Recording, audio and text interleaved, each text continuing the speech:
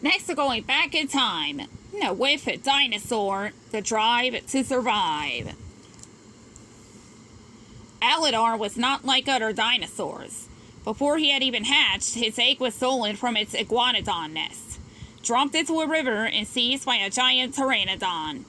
Then, as it sailed over the ocean, other flying dinosaurs attacked.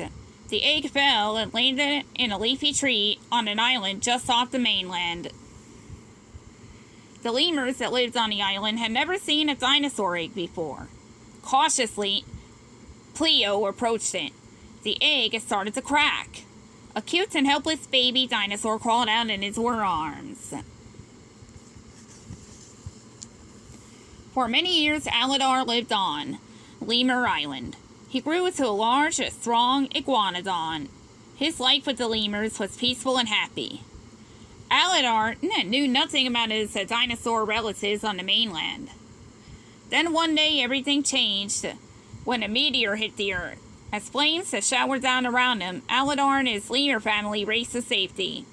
Leaping from a cliff, they fell into the raging ocean water below. When his lemur family was safely on his back. Aladar swam across the sea to the mainland. Cautiously, the family explored the unfamiliar land. Then, slowly but steadily, the earth began to tremble. They had run into a giant herd of leaf-eating dinosaurs. "Stay out of my way," shouted a giant iguanodon named Kron. Marching around Aladar and the lemurs were dinosaurs of all shapes and sizes. One dinosaur, Baleen, was so enormous that she stepped easily over Aladar. Little dinosaurs hurried to keep up with the herd. No one wanted to be left behind. Joining the herd, Aladar and the lemurs learned that Kron was leading them to the nesting grounds. It was a place with plenty of food and water. "It's the most beautiful place there is," said Ema, an old Syrachosaur, but Kron was pushing the herd too far. Aladar asked the Kron to slow down for those who were having trouble, but he would not listen. For days, the herd marched across the hot desert. Still, Kron pushed up faster.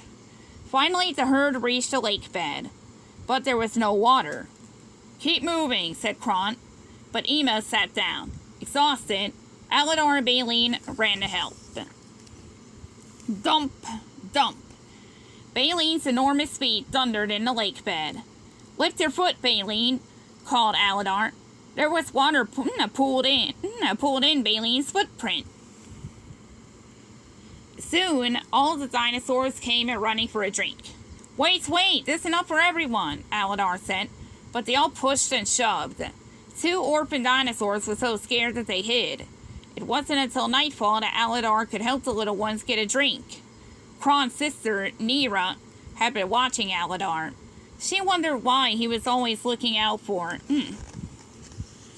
the others. As she stood talking to Aladar at the lake bed, Kron's lieutenant, Bruton, came charging over the ridge.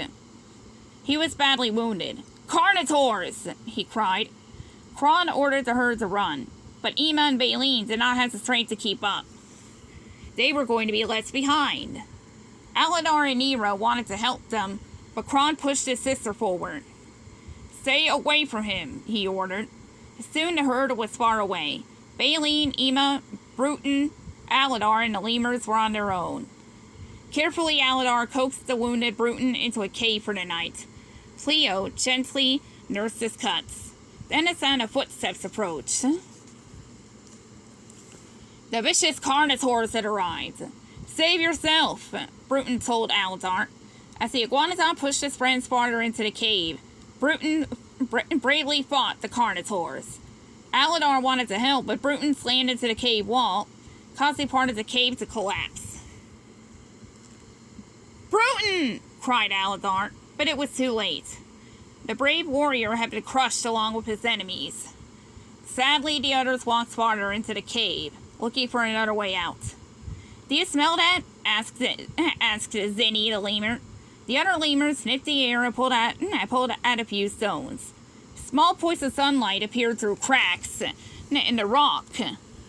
The dinosaurs pushed at the rocks. At last the wall gave way. Beyond the wall was paradise. It was the nesting grounds. Lush green trees and soft grass were everywhere. But the herd had not arrived yet.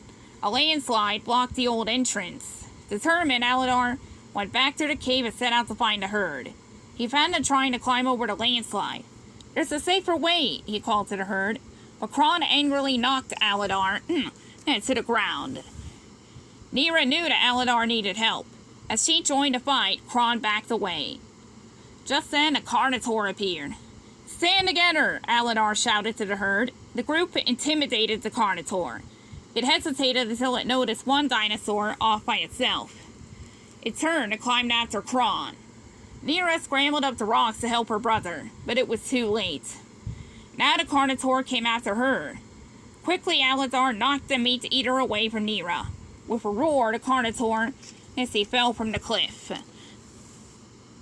At last, the herd was free to finish the journey. When Aladar led them to their new home, the dinosaurs bellowed happily. Nira rubbed her neck against Aladar's. He had been right all along. By standing together, they have survived. The end.